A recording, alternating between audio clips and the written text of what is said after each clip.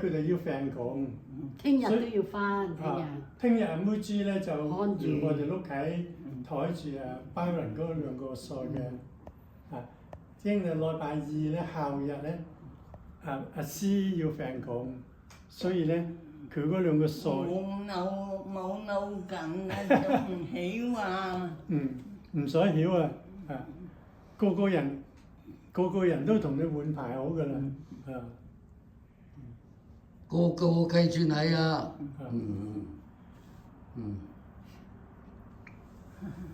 記又遇到你嘅一個路。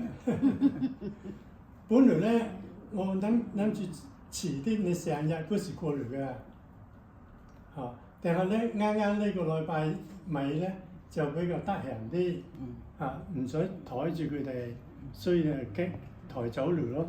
潤好涼㗎。又唔係好涼，即係要抬走啲換牌咯。咁啊，梗係難過後生㗎啦，而家年老。阿珍緊啊，佢屋企喎。阿珍。係咯。阿珍做乜嘢你記得冇咧？你話乜嘢啊？我話我錯啊，同你講阿珍做乜嘢你記得冇咧？錯啊，同我講。係。唔記得啊。阿珍生一個女。做乜嘢啊？阿珍生一個女。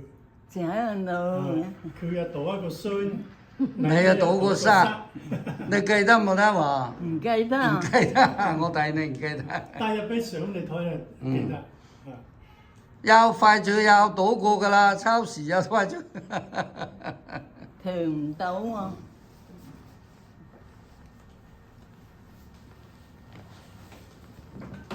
過2個禮拜啊，師咧又有再生個仔啦。